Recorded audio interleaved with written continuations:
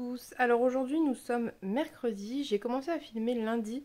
J'ai fait un petit extrait, on va dire vlog Halloween, où j'ai lu Lovecraft avec mon frère, mais je n'ai pas fait d'introduction, donc je le fais a posteriori. Je voulais également vous dire que j'ai filmé le soir et que la luminosité est vraiment pas top du tout, donc je suis désolée, parce que qui dit luminosité pourrie, dit qualité pourrie également, donc la qualité visuelle est vraiment pas géniale. Bref, donc pour ça je suis vraiment désolée, mais bon, vu que c'est un peu un petit vlog sympathique et que bah, ça me laisse aussi un souvenir d'une lecture commune avec mon frère, je vais le laisser dans le vlog. Mais bon, au pire, regardez pas trop l'image, écoutez plus le son, quoi. Voilà, je vous laisse avec la suite. Coucou. Alors, c'est... On est quel jour? Lundi? Lundi 31. Lundi 31. 31, je sais. Lundi. Et du coup, je vais attaquer le Lovecraft pour la soirée d'Halloween. C'était un peu l'occasion. Parce que, d'une, je vais le lire avec mon frère qui adore Lovecraft. Contrairement à moi. Donc c'est l'occasion qu'on lise un truc en commun. Et puis, en fait, c'est pas très gros, donc ça devrait se lire assez vite. Voilà, je vous tiendrai au courant. En sachant que, évidemment, Lovecraft, bon, c'est quand même un auteur un peu controversé. Complètement controversé. Mais bref, j'y reviendrai plus tard. Là, je vais juste lire et puis je vous tiendrai au courant de l'avancée de la lecture. C'est parti.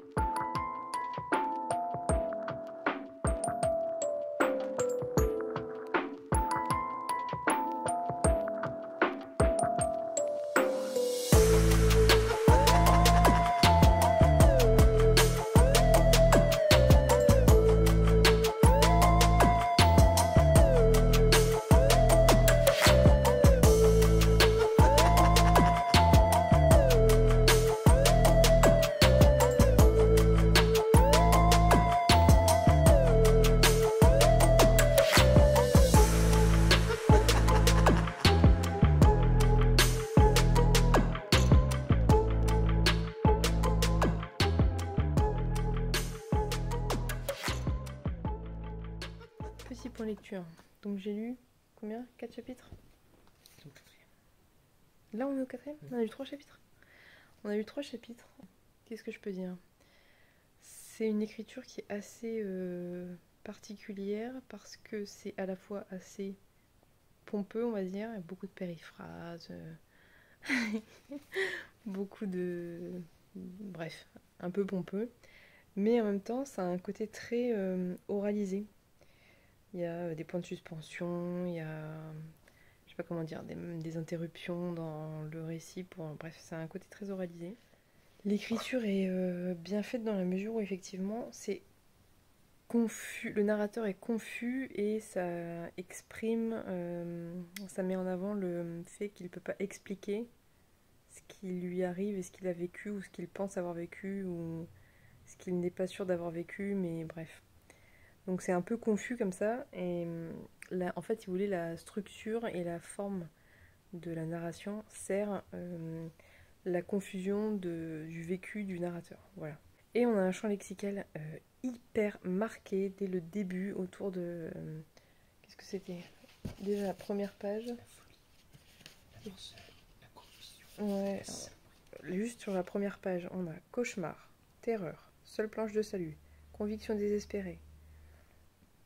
Hallucination, atrocement réaliste, vortex bouillonnant, glacer le sang, danger spécifique, caché, horreur indicible, imprévisible. Bref, on a un champ lexical de l'horreur qui est très marqué, très angoissant. C'est une petite lecture sympathique, voilà. Alors après, ceci dit, j'avais essayé de lire, je sais même plus ce que j'avais essayé de lire. Et j'avais pas du tout accroché. Et là, je trouve que après le chapitre 1, on a un petit peu envie de savoir ce qui s'est passé. Je vous ferai un résumé à la fin, comme ça je serai sûre de rien spoiler. Du coup, c'est bizarre de commencer par la vie avant de faire le résumé. Mais c'est pas grave, puisque c'est un vlog. Donc je ferai un résumé à la fin, comme ça je suis sûre de rien spoiler et de pas en dire trop, etc. Et puis je vais continuer, mais franchement ça se lit assez vite parce que là, il me reste ça là. Et j'ai eu ça. Donc bon, ça se lit quand même vite. Voilà, donc je vais continuer et puis je reviens tout à l'heure. Je suis désolée pour la qualité d'image, mais il fait assez sombre et ça va être difficile de faire mieux. Donc bah voilà, faudra faire avec. Désolée. À tout à l'heure.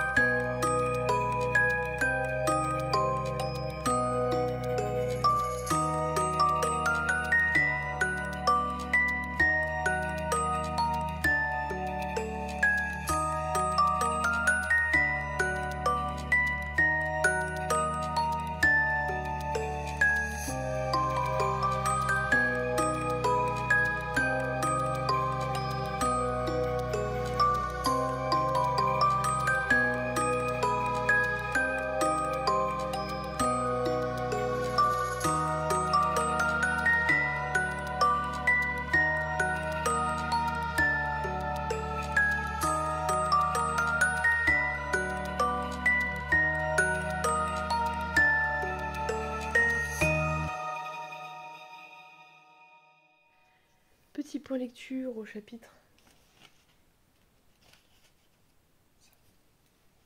Non, 7 6 6. Petit point lecture au chapitre 6. Alors, j'ai noté plusieurs choses.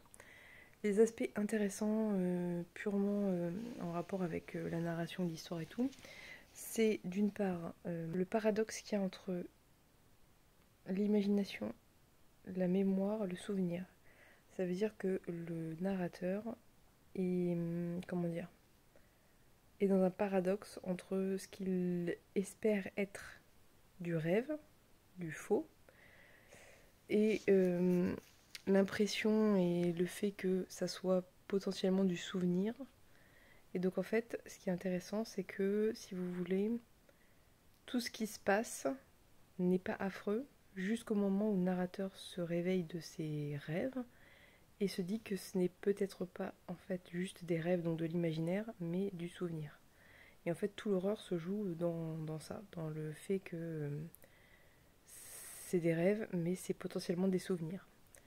Donc c'est hyper intéressant cet aspect-là. Après, je suis assez étonnée parce que je lis une de ces nouvelles qui dévoile beaucoup de choses, qui est pas dans l'horreur, dans l'horrifique via le non-dit, mais plutôt cette fois-ci dans l'horrifique via des degrés de... comment on peut dire, il y a des strates de... il y a des choses dites et racontées et décrites. Et en fait, c'est pas ça qui est horrible, c'est donc ce que j'ai évoqué, le fait que ça soit potentiellement du souvenir et de la mémoire et non pas d'imaginaire. Et surtout, ce qui va arriver ensuite, les événements futurs qui vont être pires que ça. Pire que l'impression de se souvenir de choses qui ne peuvent pas être a priori réelles parce que ça se passe dans des rêves. Bref, c'est un peu compliqué à décrire, mais je suis assez étonnée qu'il y ait autant de choses dites en fait. Je pensais que ça allait être vachement dans le non-dit, le non-expliqué, etc. Et dans cette nouvelle-ci, c'est pas le cas.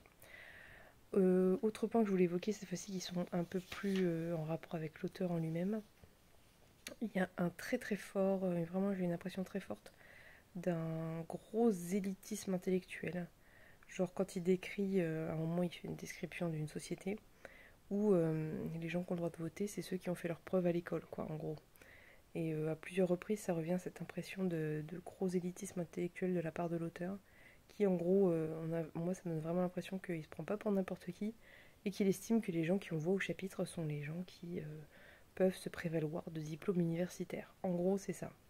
Ça, je trouve ça un peu bon. Mais en même temps, je sais bien que l'auteur n'est pas une personne sympathique, donc je devrais pas être étonnée, mais voilà. Et autre point, si vous cherchez des représentations féminines, passez votre chemin. Concrètement, il y a 0 femme. On évoque à un moment l'épouse du narrateur qui le quitte dès le début, et après c'est fini. Hein. C'est que des hommes, c'est que des intellectuels, des hommes intellectuels, et c'est tout quoi. Et voilà. Bref, mais sinon c'est plutôt une bonne lecture, ça se lit assez bien, on a envie de savoir. Et je peux pas dire que ça fasse peur à proprement parler. Enfin, j'ai pas peur. Genre, par exemple, quand j'ai lu le tome 3 de Blackwater, j'avais plus peur que ça. Mais c'est vrai que c'est un peu oppressant. Après, j'ai lu enfin, même pas fini d'ailleurs, une nouvelle sur tout ce qu'il a pu écrire. Donc, c'était peut-être pas celle que j'aurais dû choisir si je voulais avoir un petit peu peur, quoi. Mais ouais, c'est oppressant en fait. C'est vraiment une ambiance hyper angoissante, oppressante, mais pas franchement effrayante, quoi.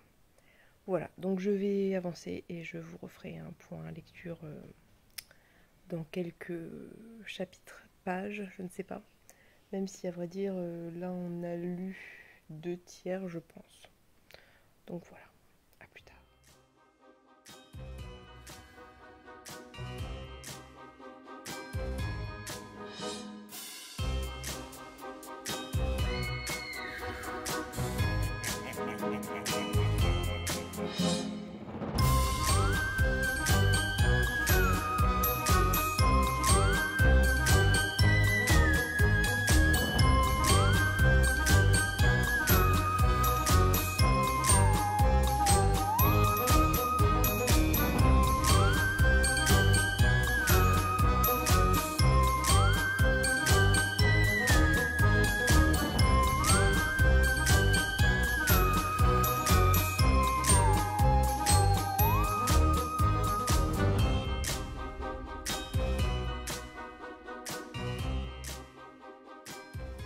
Ok, alors on a terminé la lecture de L'ombre immémoriale. C'est une bonne lecture. C'était une bonne lecture. Qu'est-ce que je peux en dire? La fin est dans un...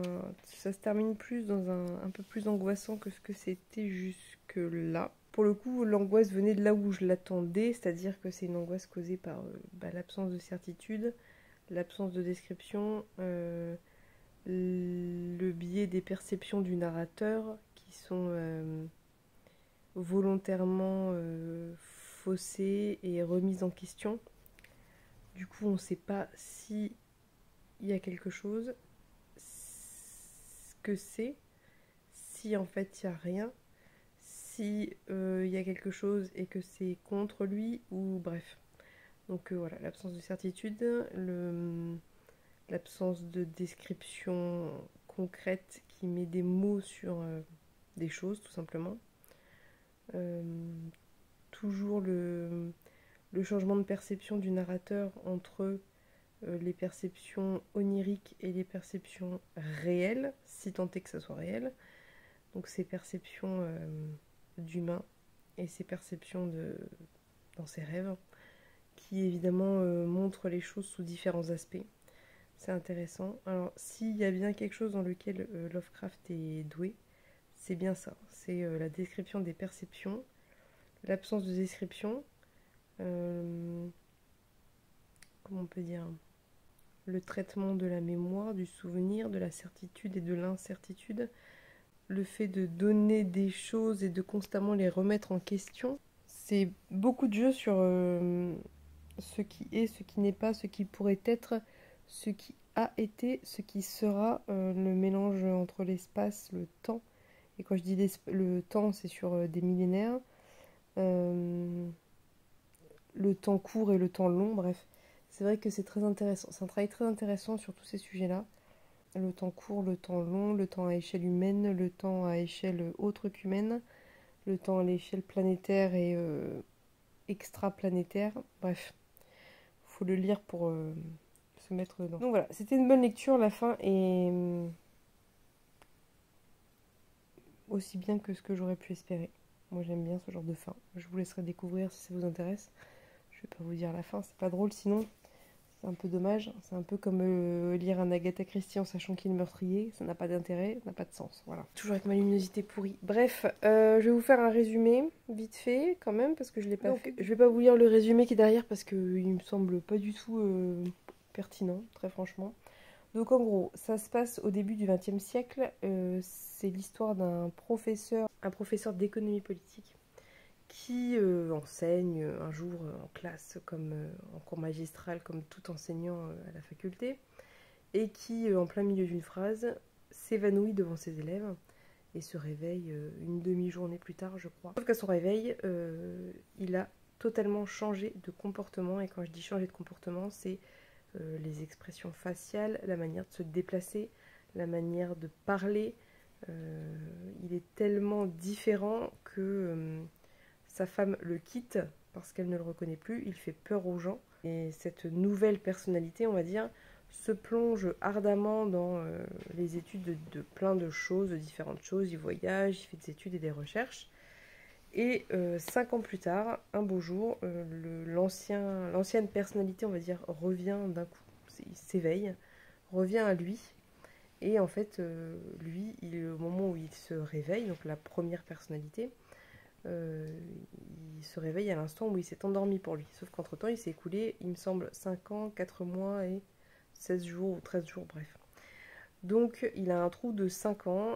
Suite à ces 5 années où il était plus là, en fait, il commence à faire des rêves cauchemars qui, donc c'est ce que j'évoquais avant, sont un mélange entre des cauchemars, des rêves, des choses pas réelles et l'impression que ce sont des souvenirs. Voilà. Et donc il va partir en quête de ce qu'a fait son autre personnalité, entre guillemets, pendant ces 5 années. Et s'il y a des gens qui ont vécu les mêmes choses que lui, donc qui s'intéressent à la psychologie, etc., si d'autres personnes ont vécu les mêmes choses, ont vécu la même expérience que lui, à savoir disparaître, entre guillemets, pendant 5 ans, puis faire des cauchemars récurrents, très réalistes et qui ressemblent presque à des souvenirs. Voilà. Le livre raconte cette quête eh bien de ces 5 années perdues, entre guillemets. Donc voilà, on part sur cette espèce de quête de lui-même et de son autre personnalité et démêler le vrai du faux, du souvenir, du rêve, du cauchemar, bref, voilà.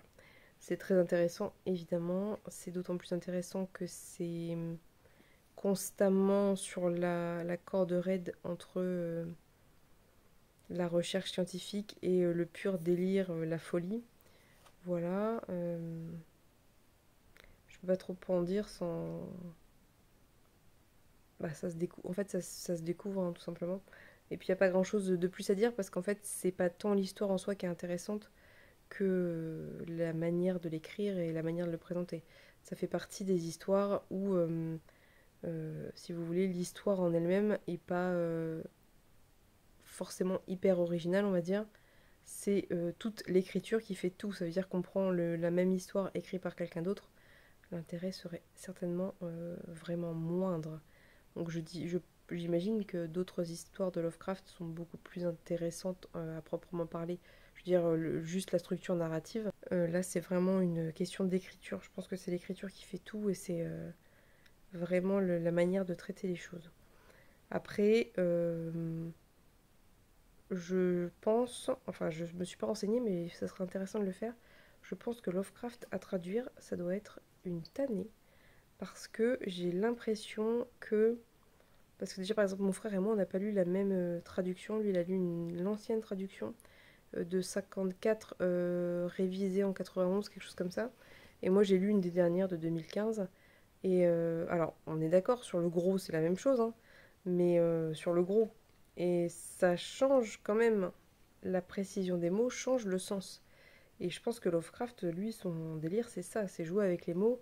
Et c'est là où c'est compliqué, c'est que je pense que ça se lirait mieux, enfin ça serait plus intéressant de le lire en version originale dans la mesure où je pense que lui s'amusait avec les mots, les termes et voilà, et la précision des mots et des termes. Bref, donc voilà, je pense qu'il faut le lire pour s'en faire une idée. Sur ce, je vais vous laisser au moins pour ce soir. Je sais pas si je filmerai demain. J'aurais aimé terminer Moi Tituba sorcière et l'inclure dans le vlog parce que c'est un petit peu mes deux lectures choisies pour la période Halloween entre guillemets. Même si Moi Tituba sorcière, on est d'accord, on n'est pas sur le horrifique et tout, mais il y a un petit côté fantastique. Et puis bon, bah ça se passe enfin là où j'en suis, ça commence à se passer à Salem. Il y a ouais, c'est quand même un petit peu particulier quoi. Mais bref, j'y reviendrai, je pense. Et puis, je vous en reparlerai demain parce que c'est pareil, c'est un petit peu plus long, mais ça se lit quand même très vite. Voilà. Donc, je vous dis bonne nuit et peut-être sûrement... Coucou. Alors, on se retrouve aujourd'hui, nous sommes jeudi. et je pars demain. Mais je voulais vous faire vite fait un petit point sur Moi Tituba sorcière de Maryse Condé, que j'ai bientôt fini parce qu'en fait il y a un petit dossier à la fin sur les sorcières de Salem et le procès des sorcières de Salem. Et je vais pas trop en parler parce que j'aimerais mieux faire un truc plus complet à la fin. Mais faire un petit point, ça peut être pas trop mal. C'est une excellente lecture, c'est vraiment une très très bonne lecture. C'est... C'est comment dire, Maryse Condé, donc, qui est une femme noire, a un œil évidemment très aiguisé sur ce qui est racisme, sexisme, surtout le sexisme envers les femmes noires pour le coup. Bref, donc voilà, Maryse Condé, elle a un œil hyper aiguisé sur tout ça, c'est très intéressant. Le personnage de Tituba est excellent, moi j'aime beaucoup Tituba. Donc voilà, j'ai presque terminé, j'espère le terminer avant de partir, ça serait pas mal. Parce que de toute façon j'ai de la lecture pour le train, j'ai ma liseuse, je suis en train de lire... je sais plus le titre, je vous mettrai l'image. Mais c'est sur Sélénée, qui est donc la fille de Cléopâtre et de Marc-Antoine. Voilà. Donc si je pouvais le terminer et me le faire rapporter par mon frère quand il viendra en voiture chez moi, ça m'arrangerait, ça m'éviterait de devoir transporter trop de livres, à plus forte raison que j'en ai pléthore à ramener. Bref, voilà. Donc je vous ferai peut-être, j'espère, un point ce soir sur la fin de lecture. Sinon, bah, je le ferai quand je serai rentrée, mais j'aurai plus le livre en main, donc je vous le montre. Voilà, très bonne lecture. Donc sur ce, je vous laisse, il faut que je prépare mes affaires, ma valise et tout ça, que je finisse de trier les livres pour que je puisse faire des cartons faciles à emporter pour quand mon frère viendra à Noël. Et donc voilà, à plus tard.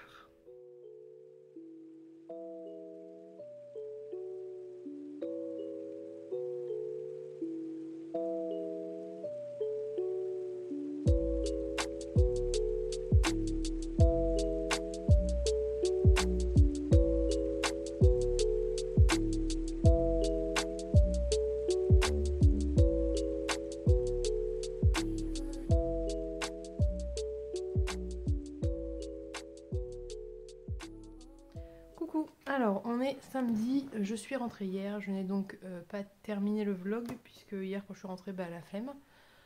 Du coup bah je sais pas, je vais sortir en retard ou je sortirai dimanche, je ne sais pas. Là pour le moment il me reste une vingtaine de pages à Moi Tituba sorcière, donc je vais les finir. Et puis je reviens vous en parler et j'ai fait une autre lecture tout à l'heure dont je vous parlerai juste après aussi. Donc je termine ça et on se retrouve tout de suite après.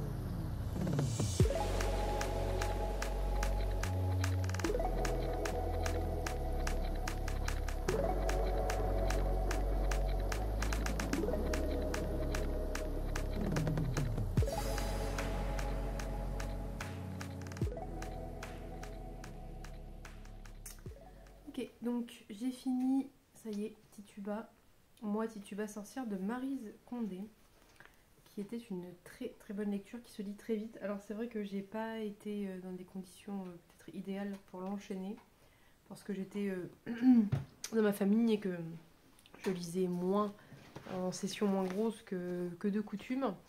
Mais sinon je l'aurais lu vraiment très vite, parce que ça se lit vraiment très bien. Donc je vais vous faire un petit résumé. Moi Tituba sorcière, ça va parler de Tituba qui est une enfant d'esclave en fait, qui a été conçue dans des circonstances dramatiques, qui est née et a grandi dans des circonstances dramatiques jusqu'à ce qu'elle atteigne ses 10 ans et que sa mère, pour se défendre, poignarde le maître qui voulait l'agresser. Tituba on va suivre en fait la vie de Tituba de sa naissance, même un petit peu avant sa naissance, jusqu'à ce qu'elle est, jusqu'à ce qu'elle meure elle aussi en fait. Donc ce que je peux vous dire, c'est que le personnage de Tituba est vraiment extrêmement attachant, parce que Tituba c'est une femme forte, mais au sens humain du terme. Ça veut dire qu'elle n'est pas exempte d'erreurs, elle n'est pas parfaite, mais elle fait ce qu'elle estime devoir être fait pour elle, pour son entourage, et elle ne se laisse pas faire, elle ne se laisse pas berner. Ça veut dire qu'elle est toujours très lucide, même sur les hommes dont elle s'entoure et qui sont toujours des mauvais choix. D'ailleurs, ça revient souvent dans le livre qu'elle s'entoure systématiquement des mauvais hommes, mais elle est toujours lucide sur ça en fait. Même si ça la blesse, etc. Mais elle le sait. Il y a un petit aspect fantastique qui est assez intéressant, puisque vous allez vite vous en rendre compte. En fait, Tituba parle avec les esprits des défunts et leur demande conseil, etc. Et ça revient pas mal. Elle pratique le Odou, je crois, Hodoo, donc des sacrifices d'animaux pour certaines choses, etc. Et elle entre donc en contact avec les esprits. Donc il y a un petit aspect fantastique et je pense religieux, culturel, bien de peut-être du peuple de sa mère. Je crois que sa mère est, je vais dire une bêtise, je retrouve plus, mais je crois que sa mère est Ashena, il me semble, ça se dit comme ça.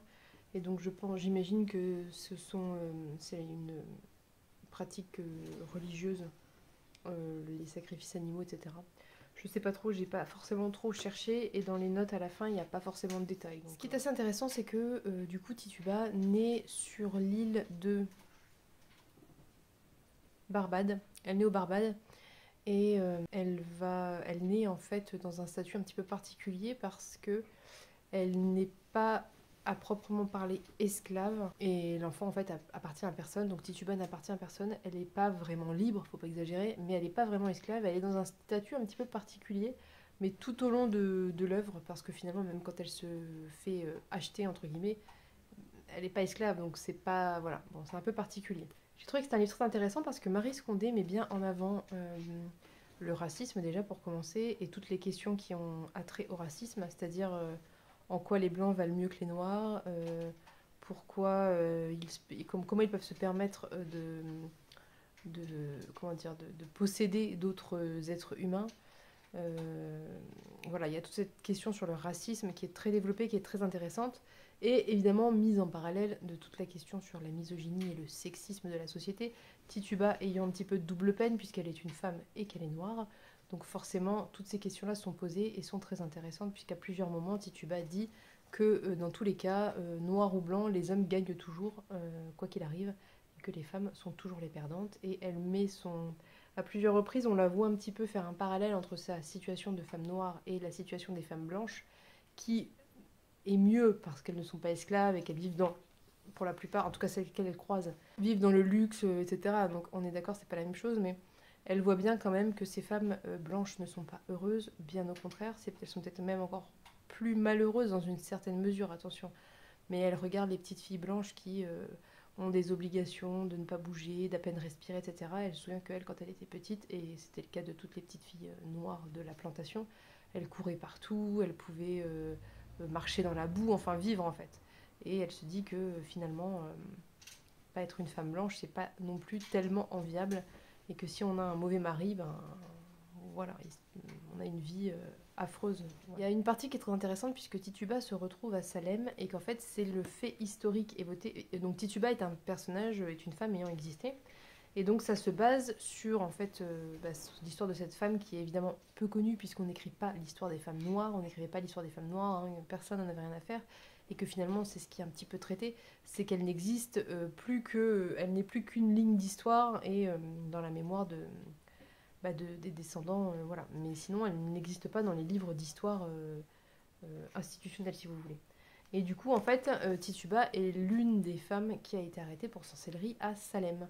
Et donc, on va parler un peu du procès de Salem et de ce qui s'est passé en fait à Salem. Et alors, c'est un passage très intéressant, ce moment où elle est jugée, où on fait venir un médecin pour savoir si elle serait bien une sorcière ou pas, et où on se rend compte que le médecin a des remèdes qui sont tellement, comment dire, obsolètes et proches de la sorcellerie. Je crois qu'il dit qu'il faut du lait de chèvre, non, du lait de femme allaitant un petit garçon à mélanger avec du sang d'oreille de chat. Enfin, un truc de sorcière, quoi. Enfin, je veux dire, concrètement, dans l'imaginaire actuel, ça serait un truc de sorcière.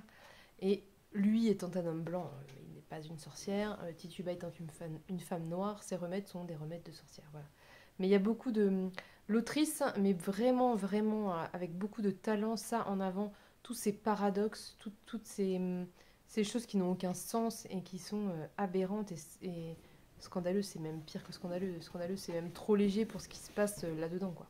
Et autre ironie, évidemment, c'est le moment où Tituba s'interroge sur la véritable nature des juges et des hommes de loi blancs qui la jugent, qui jugent elle et d'autres femmes, dont des femmes blanches, en se demandant si en fait la véritable nature des hommes, et notamment des hommes blancs, n'est pas en fait satanique, si c'est pas eux Satan, parce que ils sont tellement appliqués à faire du mal, à être cruels, à être vicieux, à être mauvais, et à fermer les yeux sur ce qui les arrange, et que ça en est...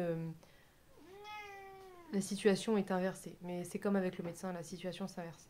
Mais c'est ça qui est très intéressant, c'est que Marie Scondé, elle fait tout ça très bien, mais très très bien, avec comment dire, une fluidité qui fait que ça passe tout seul et que si on veut s'arrêter au texte premier, on peut lire que l'histoire. Si on a envie de regarder de plus près, on voit qu'il y a beaucoup de procédés mis en place pour montrer à la fois dans la signification littérale et dans l'intertexte l'absurdité de tout ça, quoi. Et autre thème qui est un petit peu évoqué, c'est l'importance de... Et c'est ça revient avec les abysses, ça revient au même thème qu'avec les abysses, l'enfant qui voulait disparaître et tous les livres que j'ai lus à présent sur les esclaves et l'esclavagisme et les noirs qui ont été mis en esclavage. C'est le thème du souvenir, en fait. Si vous voulez, là, elle explique que son histoire à elle, qui évidemment est effacée de l'histoire des Blancs occidentaux, reste dans la mémoire non graphiée, non écrite des descendants et des autres Noirs qui se chantent ces chansons, les chansons de Tituba, la chanson de Tituba, et qui font perdurer la mémoire de tout ce qui s'est passé et de tous leurs ancêtres, etc., grâce aux chants notamment. Autre point que je voudrais évoquer avant de terminer, c'est un point très intéressant, c'est que Marie Scondé fait beaucoup d'anachronismes, enfin beaucoup. Elle fait quelques anachronismes, mais qui sont infiniment bien menés. Il y a un moment où un personnage dit à Tituba qu'elle se laisse bouffer ah oui, qu'elle aime trop l'amour, donc on parle principalement d'amour physique, qu'elle aime trop l'amour et qu'elle ne pourra jamais en faire une bonne féministe. En sachant que ça se passe au XVIIe, c'est assez drôle, et donc Tituba ne comprend pas ce qu'elle dit. Elle dit féministe, c'est quoi ça? Et bref, et c'est très drôle parce que c'est des anachronismes que nous on comprend, qui sont juste des tout petits clins d'œil et qui sont très bien faits. Et à plusieurs reprises, on sent ça. On sent même chez Tituba un esprit qui n'est pas de son époque, entre guillemets, qui serait plus l'aboutissement des réflexions actuelles du XXe siècle, en fait, ou du XXIe siècle, mis au service du personnage de Tituba. Et c'est très intéressant parce que c'est pas choquant, parce que c'est volontaire en fait, c'est ça. Ce qui fait que c'est pas choquant comme anachronisme, c'est que c'est volontaire et que c'est très bien fait. Bref, j'ai vraiment vraiment adoré ce bouquin. C'est un excellent bouquin, je vous le recommande pour diverses raisons, parce que c'est bien écrit, parce que l'histoire est passionnante, parce que ça parle de plein de thèmes engagés très importants. Donc, et ça se lit tout seul. Franchement, ça se lit tout seul. Voilà, donc je vous recommande cette lecture vraiment vraiment très fort et je vais m'intéresser aux écrits de Marie Scondé qui est donc une femme, je pense qu'elle est antillaise, donc c'est au rayon littérature française, donc je le lis en version originale, ce qui est très très chouette du coup, c'est une plus-value d'un point de vue lecture de lire en VO quoi, et contrairement à River Salomon que je peux pas lire en VO. Bref, et donc je vais m'intéresser un petit peu à ce qu'elle a écrit d'autre parce que je pense que c'est une personne dont les écrits peuvent être à la fois très instructifs et très agréables à lire parce que quand on mêle les deux, c'est toujours mieux, quoi. Voilà, donc là effectivement je vois qu'il y a une bibliographie. Donc je m'y intéresserai. Voilà. Donc j'ai lu Moi Tituba sorcière, ça m'a pris un temps infini alors que c'est une lecture hyper rapide, mais bon, je vous ai dit, j'étais en vacances et je pense comme tout le monde. Enfin bon, comme tout le monde, ça dépend de ce que vous faites pendant vos vacances, mais moi pendant mes vacances, vu que je pars, je lis beaucoup moins. Ceci étant dit, j'ai quand même terminé les chroniques de Sainte-Marie, que je n'ai pas chroniquées, mais je vais vous faire ça très rapidement, parce que c'est rien. Enfin bon. J'ai bien aimé. C'est un page turner, ça se lit bien, on a envie de savoir. Le concept est très intéressant, donc si vous ne connaissez pas, c'est en fait l'histoire d'une jeune femme qui s'appelle Lucie, je crois. Donc on ne sait pas trop sur son histoire personnelle, on sait juste qu'elle est orpheline ou qu'elle est dans une famille dysfonctionnelle. Et bref, elle va faire des études, etc., etc. Et à un moment donné, elle va se faire recruter pour travailler à Sainte-Marie. Et en fait, une faculté très secrète, enfin comment on pourrait dire, une aile de la faculté d'histoire très secrète, où elle apprend très rapidement. En fait, les personnes travaillant à Sainte-Marie font des voyages, littéralement des voyages dans le temps. Donc ils ont des machines, ils voyagent dans le temps, dans le passé, et leur objectif étant de chroniquer ce qui se passe à certains instants clés de l'histoire, sans intervenir, sans rien ramener, voilà, vraiment sans intervention, mais pour être au plus près des faits et rectifier l'histoire. Voilà. Donc ça tourne autour de ça. Le concept est hyper intéressant. Je trouve que l'écriture est très fluide, ça se lit très bien.